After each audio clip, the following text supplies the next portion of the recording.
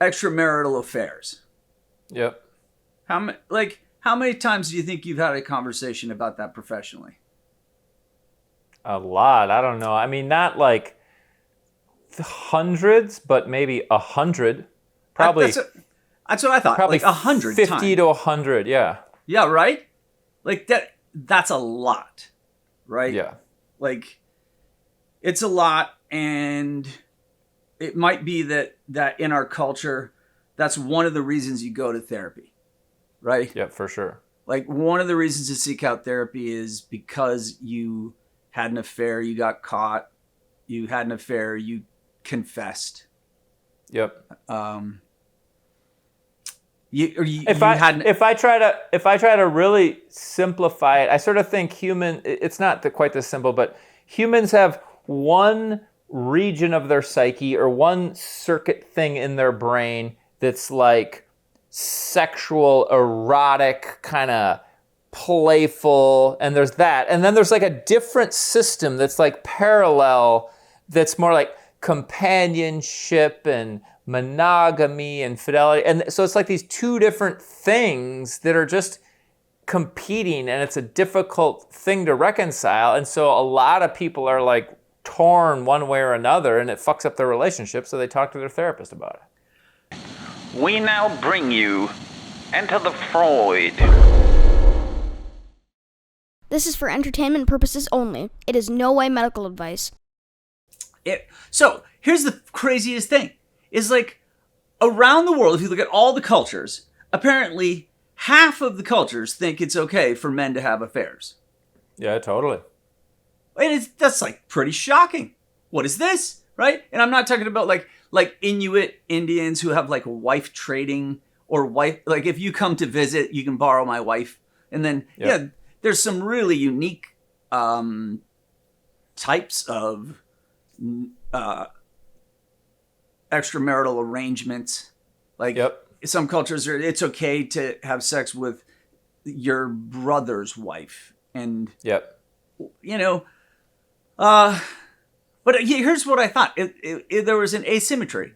Globally, only about a quarter of cultures think it's okay for women to have affairs. Oh, I'm surprised it's even that high. I would have thought it's way lower. 80% of women in America would say that it's bad for men to have affairs. But then it's like 50% of them think it's bad for women to have affairs. Oh, that's weird. You think, right? You think that's weird? Yeah. It doesn't make any sense. If you're going to moralistically judge affairs are bad, you would think you would judge it the same either way. You would think that, but no. Our culture is different, and we really have to acknowledge this. Here's one that'll really hit you, and then you'll realize it's obvious.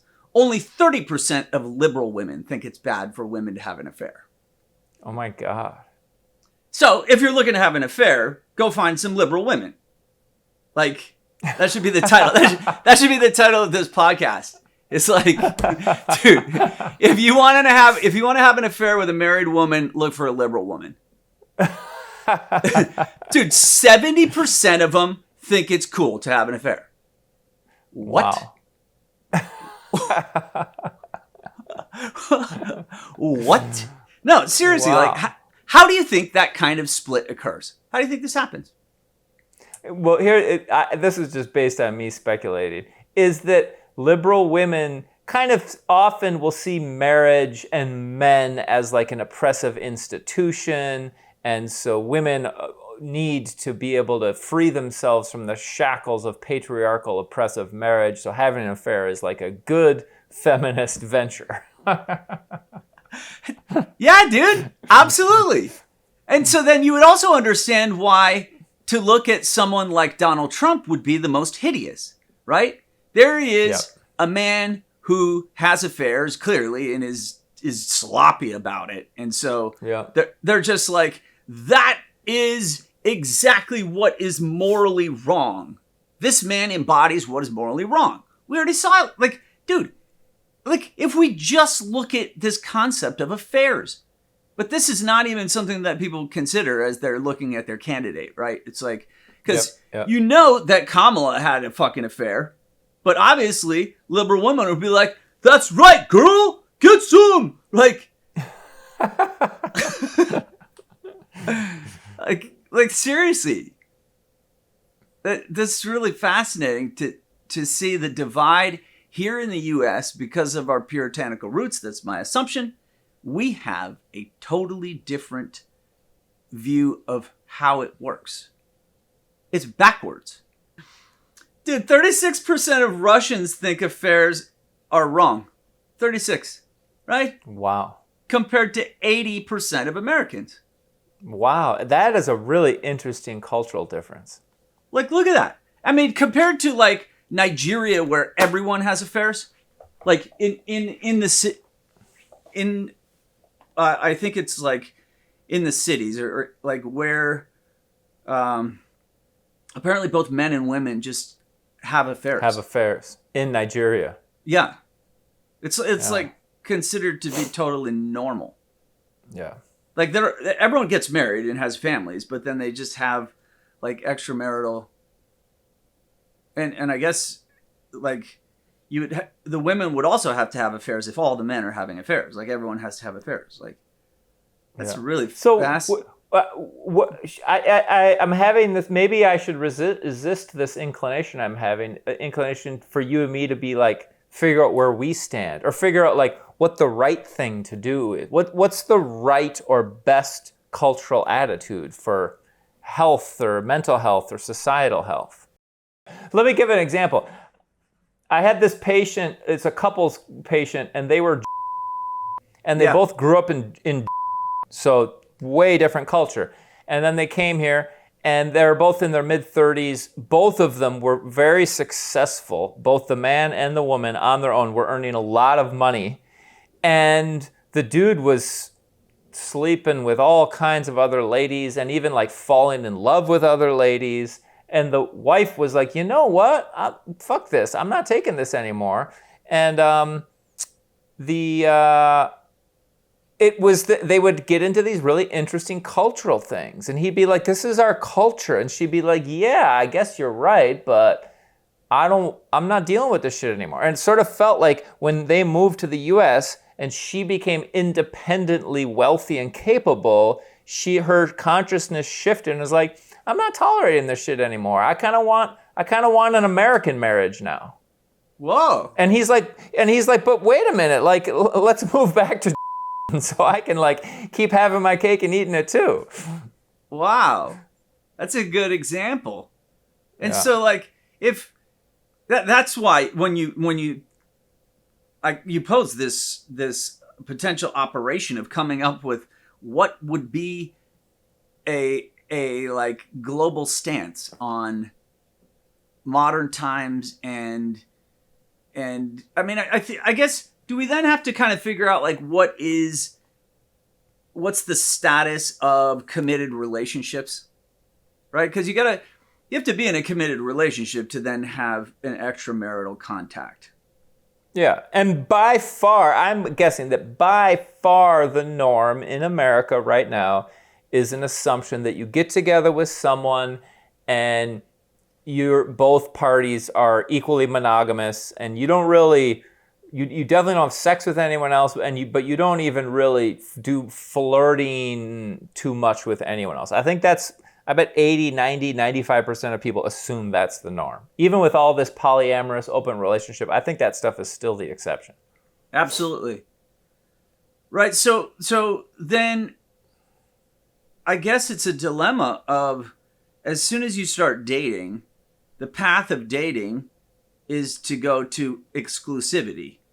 Yep. And once you guys admit that you are exclusive, then you are supposed to be now having zero sexual romantic contact with others until further notice.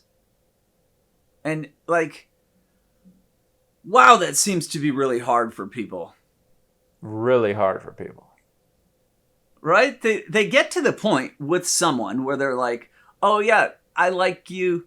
Like in my world, as it makes sense, you seem like a good prospect. We're together. It feels like this works.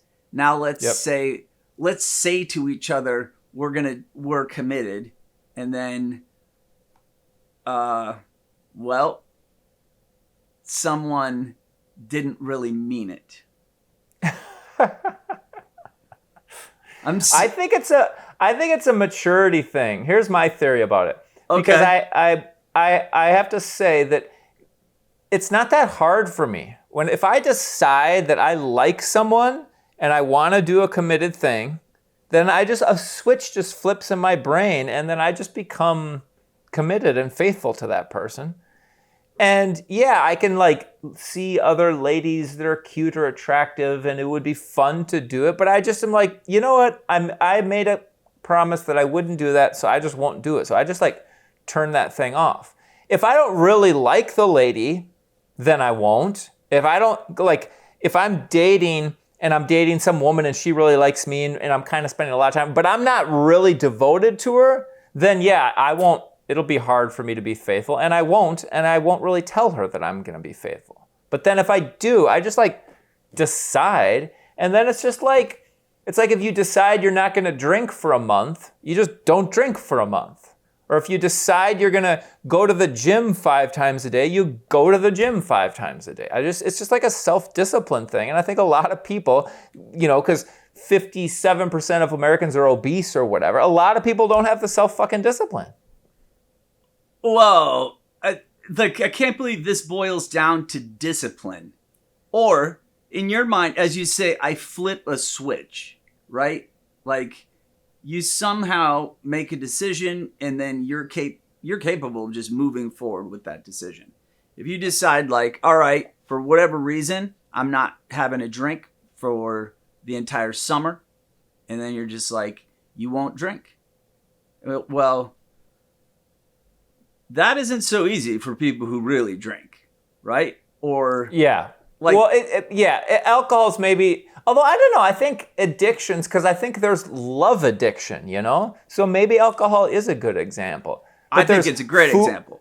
But there's food addiction, and saying I'm not going to eat French fries for some people would probably be nearly impossible. That to me is like the weirdest shit. Like, it's so easy for me to not eat certain things. It's literally like fucking... It's so easy to just turn the dial, and I'll just be like, yep, I only eat fucking grass from the yard for like, I could literally do that until they had to hospitalize me. That's easy for you. How about this fidelity thing? Could you have a switch you can turn? I do. But I can't say that I'm really in control. Like, so the fidelity, in the way that you can control your eating with 99% confidence, your fidelity control is not 99%. No, it's not. I can readily admit that, right? And then how about your alcohol? My alcohol is probably the worst.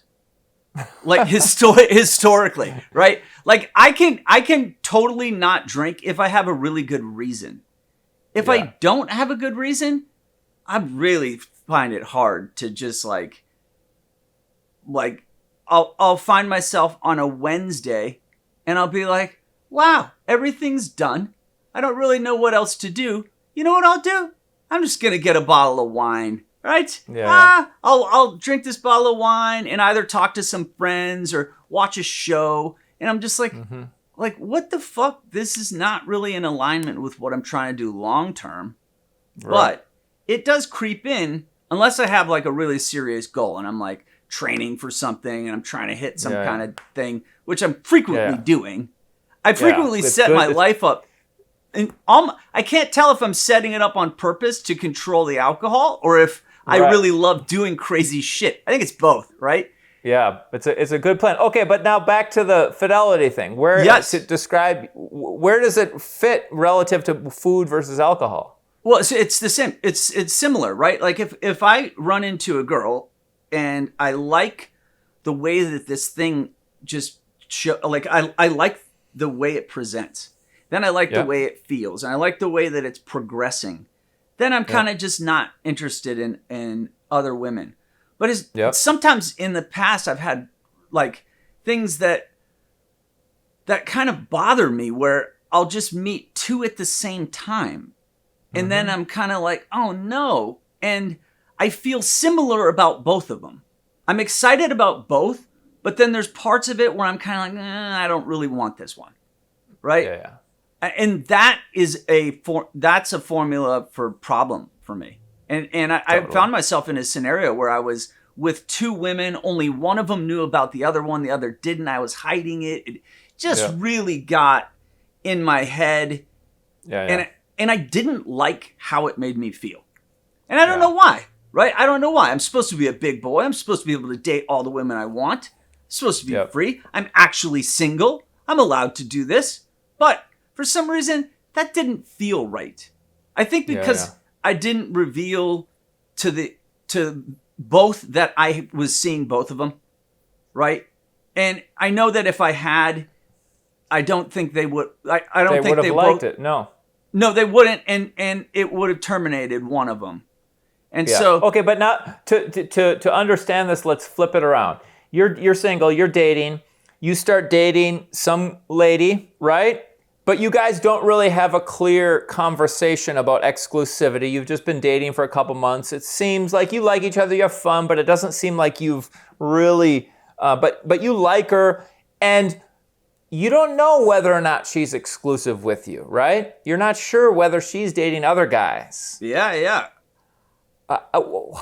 So flip it around. You don't know if she's dating other guys. Do you want to know if she is dating other guys? Do you want to know about it? Do you not want to know about it? Like, how do you want to handle that? I kind of don't want to know, and in that case, I'm okay, right? Like, I just don't want to know until unless I decided, like, hey, I kind of want to like we should have like a real relationship. Like, you're gonna be my chick, right? Like, but I've definitely had that weird scenario where some chick is lying next to you, and then her phone goes bzz, bzz, and it's some fucking message that's like, what? And you're like, what the fuck? This is clearly,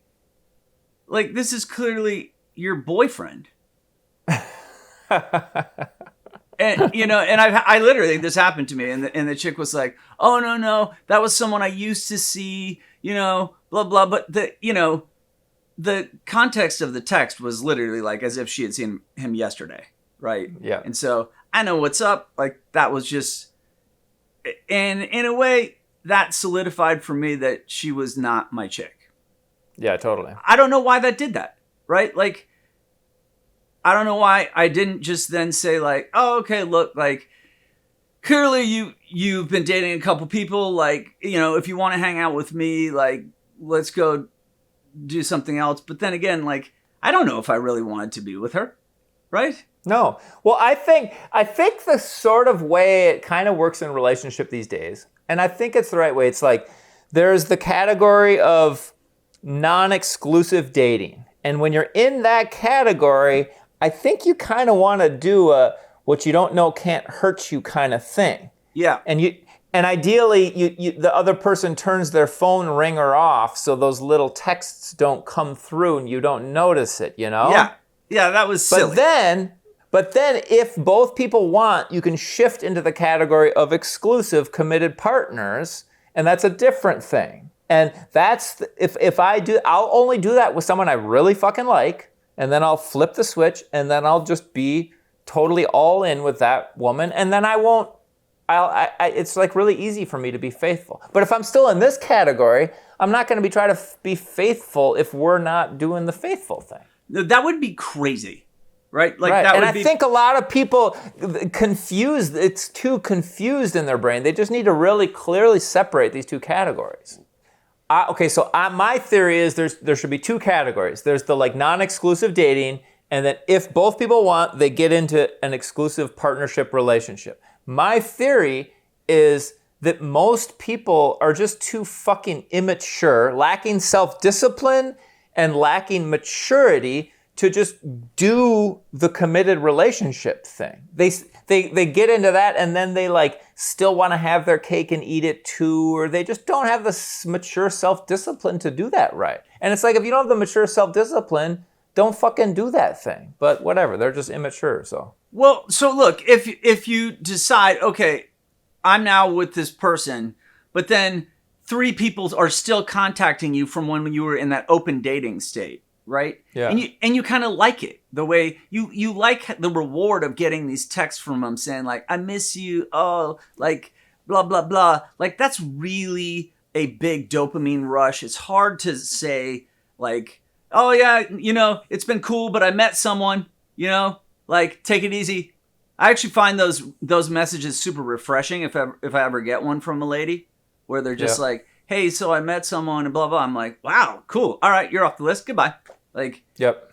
Like, I have no interest in then pursuing that person and trying to like fuck with what they're creating. Like, I'm like, dude, good on you. Out you go. Like, yeah, and you shouldn't commit to someone unless you feel this way you're talking about.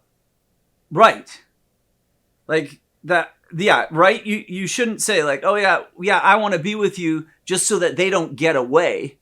Right. Meanwhile, then you're still trying to be like a crab just grabbing extra along the side. I think that is like part of our fundamental greed is... Yeah, humans are just fucking kind of selfish and immature and juvenile. Yeah, by nature. Like a little crab trying to like get as much for me with no sense of like integrity. Yeah, right? But that's where this comes into this whole this discussion saying that like to have an affair is 80% immoral for a man. And then, well, for women, it's only 30% bad. Okay, and so this brings us to another common affair thing is people get together and then they get married or get married by a house and have kids extra, but whatever serious relationship, they get pretty like entangled in it financially or co-parenting or whatever, and then their families know each other, so they're really stuck in this thing. And now fast forward months or years, and now if they were to be honest with themselves, which they're not, they would say, yeah, I don't really want to be in this relationship with this person anymore. But we got 3 kids together and a mortgage and a dog and our parents and blah, blah, blah. And now they're stuck in this thing. And that's when they're fucked now. But you said they're fucked. Are you saying like just because they're incapable of actually acknowledging like, hey, we kind of created this entangled life. We don't actually want to be here anymore. And so then we're just going to live unhappy and one of us is going to like hook up with a coworker because that person's giving me a feeling of freedom and a life that isn't just like what's wrong with that entangled life? That like, do you think that that's normal and it's part of life is just to end up deeply entangled and you don't get what you want anymore? Or should we all just keep this kind of like open thing of like, when you're 30, you get what you want. And when you're 40, you get what you want. And when you're 50, you get what you want. And when you're like, that's kind of underlying this American ideal is that through each stage of life, we should each get what we want. And it's kind of like, I don't know, man. Yeah.